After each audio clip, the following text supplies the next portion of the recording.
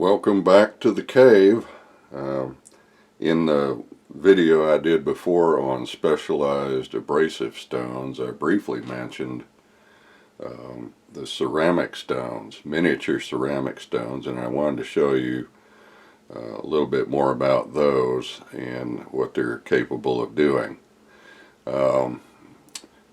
Right here you can see at the end of that pen is a tiny little ceramic stone, and it's loaded into the pen like a pencil lead. In fact, it's essentially a mechanical pencil. And what you do is bevel the end with you can use a diamond file or some other abrasive just to get a little bevel on it, and then you go to polishing.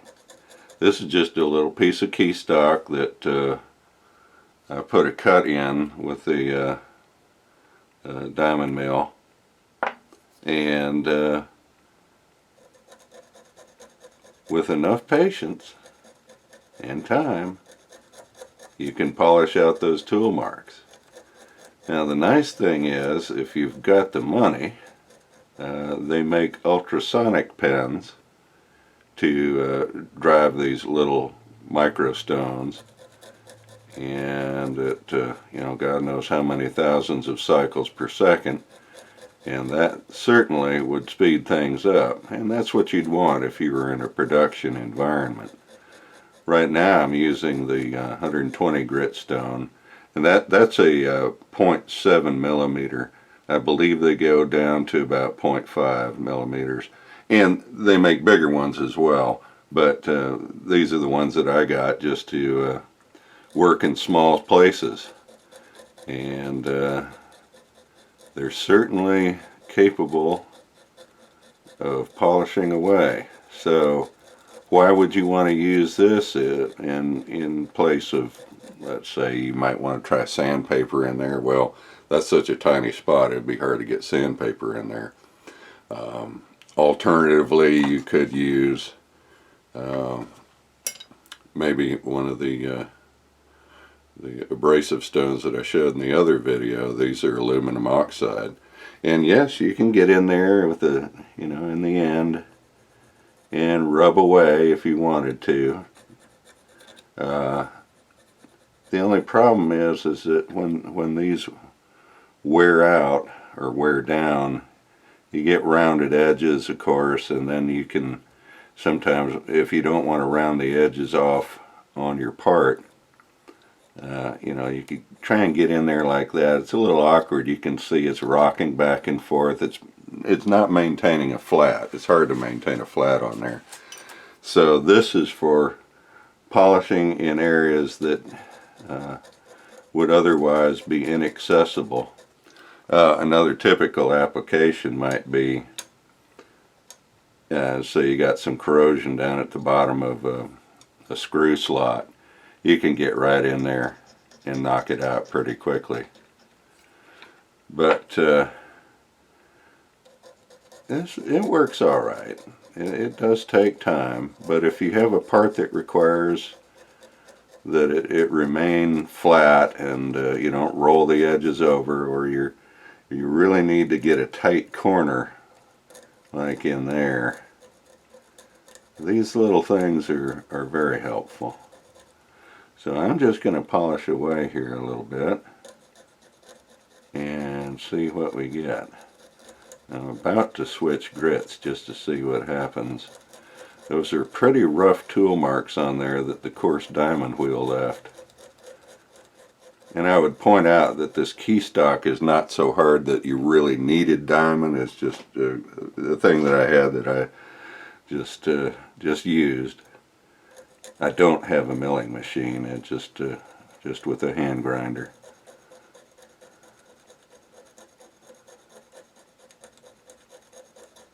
Now let's see where we're at. Yeah, that's getting there. Maybe a little more before I switch grits. Yeah, these little things come in the full range of grits. down to about 1200, and that will put a fairly high polish on things.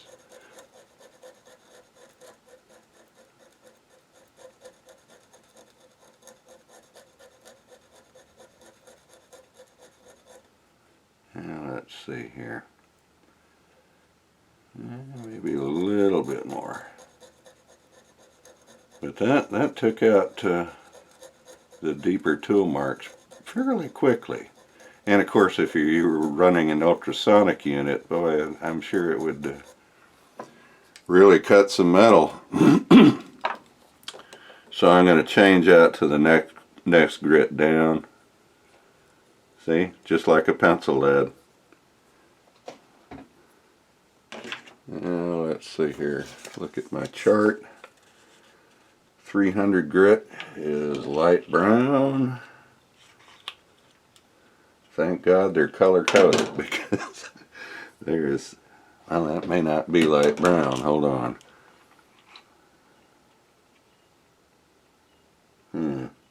Yeah, that is light brown. Okay, let me load her up.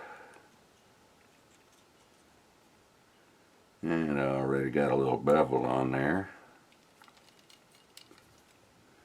So let's see what 300 does.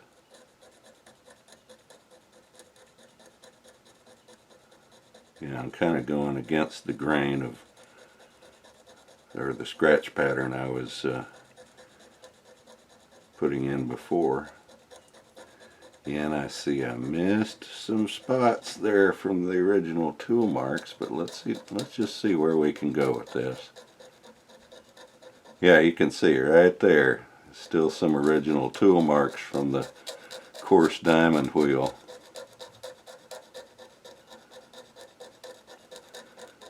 Let's see how well the 300 gets through some of those.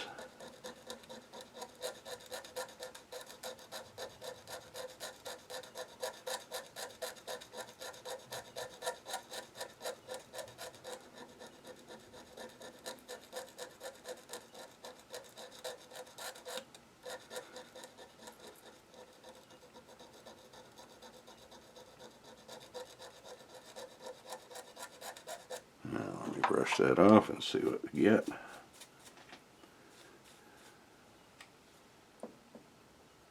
Yep, we're getting there. Well, I'll tell you one thing. You can't see it, but I'm working under with my optivisors on, so I have about, I think about 1.5 to power magnification.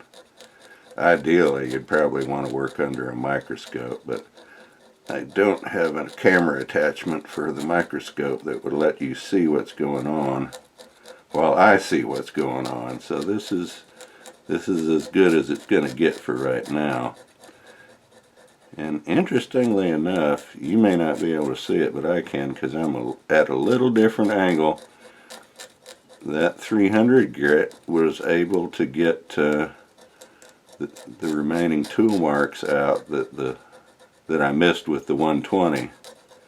And sometimes it just goes that way. You'll have to go back and forth between grits if you've really messed up and not done enough.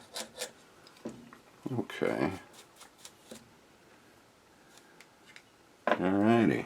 I'm going to go to the next size down, which is 600 grit.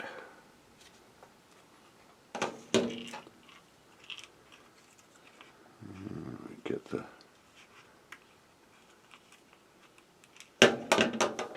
okay, there's a 600.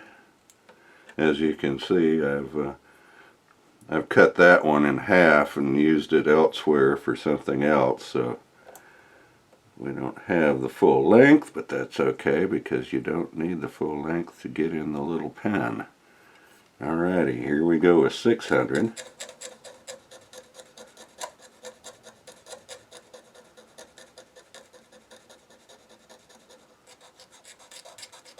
Oh yeah. Yeah, it definitely helps a lot to alternate your scratch pattern so you can see the things that you may have missed. And I do see on this corner I haven't hit too well.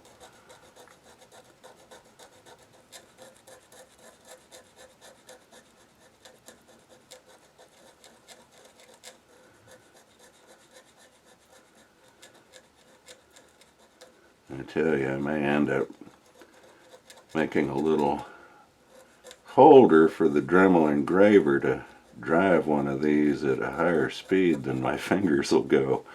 If I ever have to do something like this repeatedly, that might be a thing to do. The poor man's ultrasonic unit.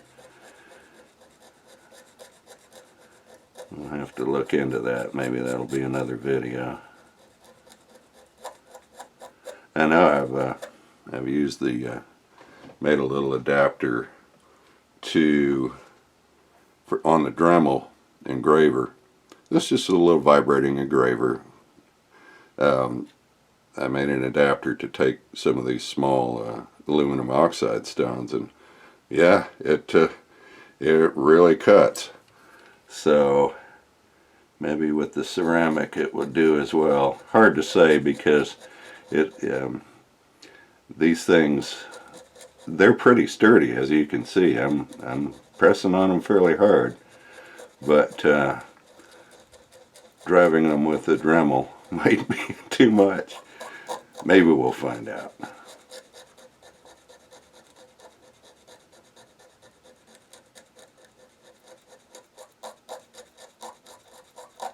And of course, if you wanted to, and you wanted to put a little relief on this lip here for whatever reason, you could certainly do that. These only work on the end. Let me extend that a little more. That's the odd thing about these little ceramic fiber stones. They'll only cut right on the end. By that, let me show you something. Okay, you might think that, well, it's a stone, so you should be able to do this. And it doesn't really work. They're meant to be used when cutting on the end, which is fine. Because I can see if you tried rubbing on the side like that, it wouldn't be long before trouble happened there. Oh, I was over here putting a little relief on that. So you could knock burrs off if you wanted to do so very carefully. Obviously, takes a little patience.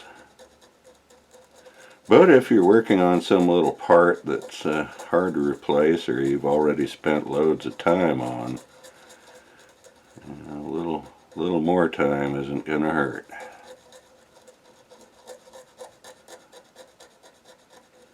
So that was 600.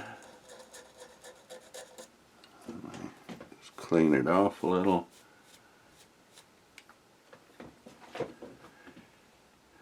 Well, I could go a while longer with that, but you get the idea.